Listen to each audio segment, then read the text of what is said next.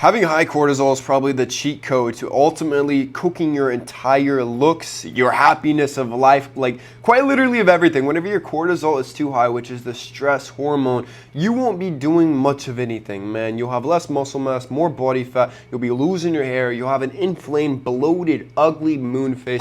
Having too much cortisol is going to be one of the worst things. So today, we're talking about low cortisol maxing, giving you all the scientifically proven ways to get as healthy as you possibly can forever, man. So without further ado, let's get it.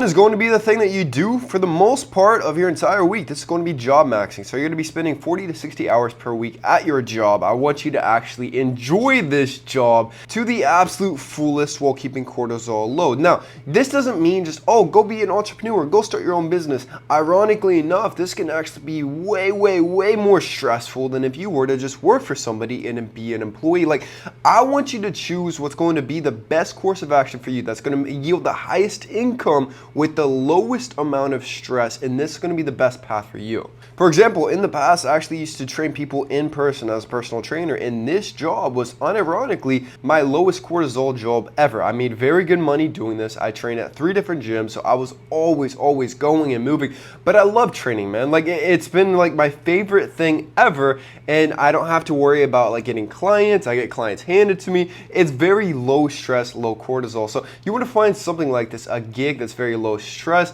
but it pays you well enough. Or obviously, if you want to go your own route, you can become self-employed. But the first 5 years, I'm going to be honest, like, it will take a lot more struggling than most people are comfortable with, and it's going to raise that cortisol. Behind the job, the other next biggest thing that can stress you out is going to be your partner. So whether you're a man or a woman watching this, it really doesn't matter, man. Who you choose as your partner is going to be the biggest thing. This is going to be the only person in your entire life. Let's say you get married. This is the only family member that you actually get to choose. So I want you to choose someone who is low stress, man. Don't get the woman who is going to stress you out every freaking day of the week. She needs her nails done every week. She needs all this money for some new Louis Vuitton, new design. You want the woman who's going to take weight off of your shoulders, who's going to reduce stress, be there to support you, and actually be a good partner. You don't want the person always just taking your energy and raising those cortisol levels. So choose carefully. If you're not with the right person, I want you to be alone. This is much better for the cortisol levels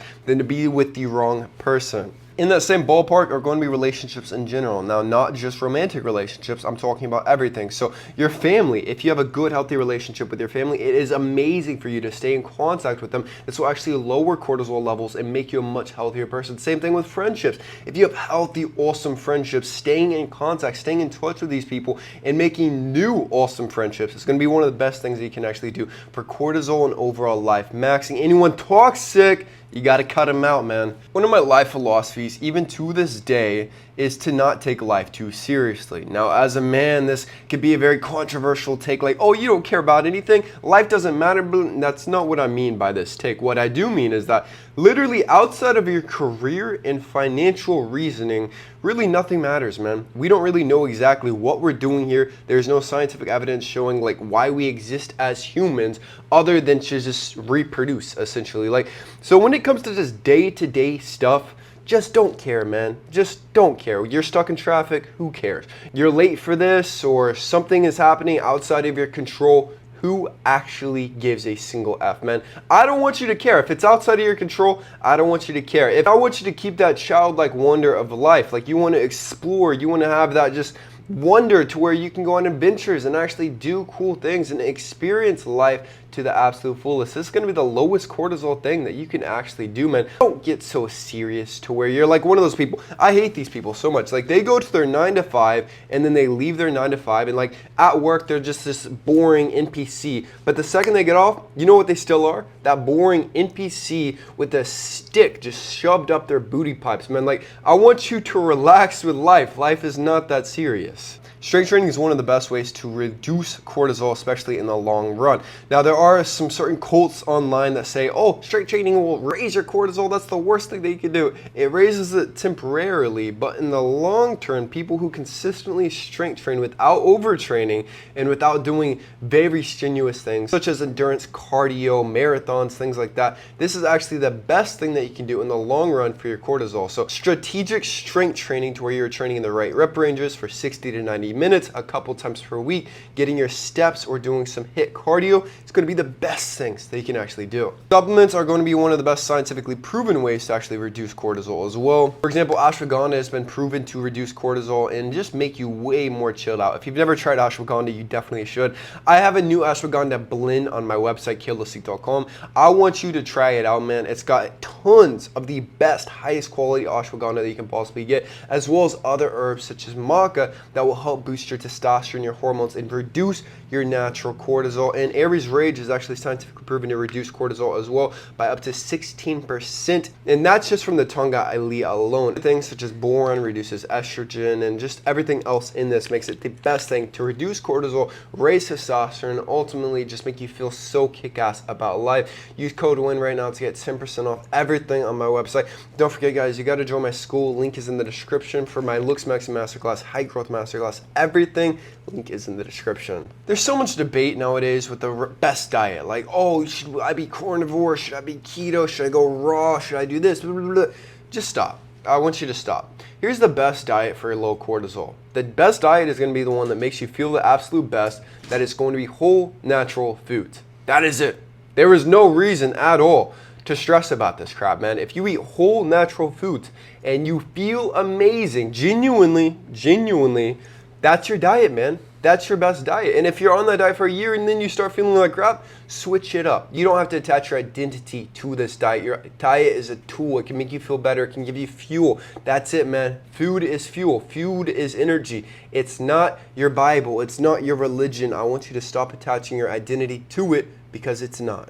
I used to be way more high strung, and so I've been trying to chill out the past year or so, and one big thing I did is I quit nicotine altogether. I used to really love the Zen pouches just because they reduce appetite. They feel amazing. I love the way nicotine feels. I'll still smoke cigars occasionally. I love nicotine, and I also quit caffeine. I used to have up to 1,000 milligrams of caffeine every single day, and I love caffeine, but I had to go cold turkey. I have not had any caffeine for the past year or so, and I feel amazing off of it. It's one of the best low cortisol things that you can absolutely do, just because we can find studies on this, but you don't have to read a study to know that tons of caffeine and tons of nicotine is going to make you feeling anxious and high strung and not very low cortisol. So I think reducing that is going to be step one, man. If you can go cold turkey, you're going to be like in the top 1% of the world, which is pretty impressive. I would advocate trying to go for that, man. Connecting with nature, believe it or not, is going to be one of the best things that you can actually do. So if you can actually ground with nature completely barefoot, whether on sand, whether on dirt, going to the beach,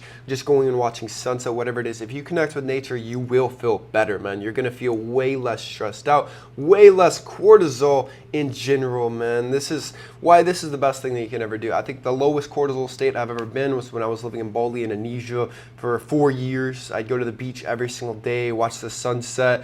This was amazing. I'd go to waterfalls all the time. I was very, very connected with nature. When you do more things like this, you will naturally just feel much better in life. It actually changes your body's frequency, believe it or not. The world is not, I mean, you're not designed to be like on this concrete, on all these man-made things. You're designed to be connecting with nature. Nature is at 432 hertz. I've always been saying this. So if you connect with nature, you'll be at the natural frequency that will actually change your vibration to make you feel more calm and more at ease. And that brings us into the last point. You got to change your environment, man. Like if you're just in a concrete jungle, like if you're in New York City, these big cities, you won't be feeling your lowest cortisol self. Like if you're in a stressful city like that, you won't be feeling amazing. Like when I go to Tokyo, it is stressful. It's high stress. Everyone's stressed out. Everyone's pissed off. But then I go to Osaka, Japan. Complete opposite, man. It's super chill. Everyone there is amazing. They're very low cortisol. So just your environment can change everything about yourself. So if you want to actually get serious about this,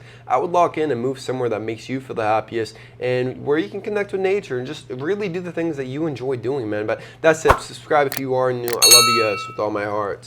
Peace.